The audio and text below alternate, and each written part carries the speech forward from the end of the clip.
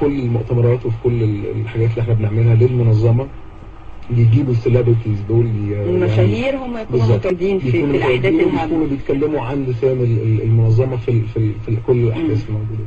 طيب بمناسبة شهر رمضان بقى، في دعاء لرمضان انا عارفة انك عامله بالفعل للشهر الكريم، نسمعه بقى لكل السادة المشاهدين، وبكرة خلاص ان شاء الله اول يوم من ايام رمضان. دعاء بيقول حاجة انا لسه عاملها يعني لحن كلامي، يعني المفروض كان حد من الفنانين الكبار هياخدها الله، ولكن ما كانش في وقت يعني. يبقى هي كده لأول مرة على الشاشة وعلى الهواء مباشرة اكسكلوسيف صباحك عندنا دعاء رمضان. نفسي أتوب وأصلي وأصوم، نفسي الأذان فجر ربي أقوم، نفسي أتوب وأصلي وأصوم، نفسي الأذان فجر ربي أقوم،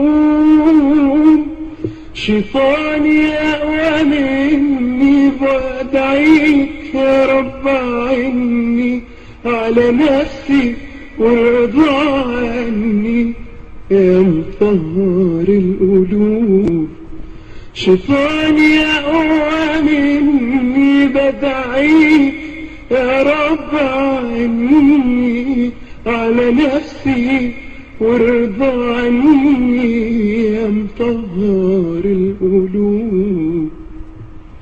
جميل، كل سنة وانت طيب يا كريم ودايما بالتوفيق. ربنا يخليك. انا بشكرك. كان معانا صوت جميل الحقيقة، وكل معجبينه والفانز حققنا رغبتهم في وجود كريم كامل معانا، وهو مش هنقول نجم ستار اكاديمي، لكن هو دلوقتي نجم مصري هيمتعنا بصوته في مجالات كتير، وفي انتظار بقى السنجل الخاص. يمكن كان بخيل معانا ما غناش الاغنيه الخاصه بالسنجل، لكن كان كريم وادانا هذا الدعاء لاول مره اللي بنسمعه. ميرسي ليك يا كريم.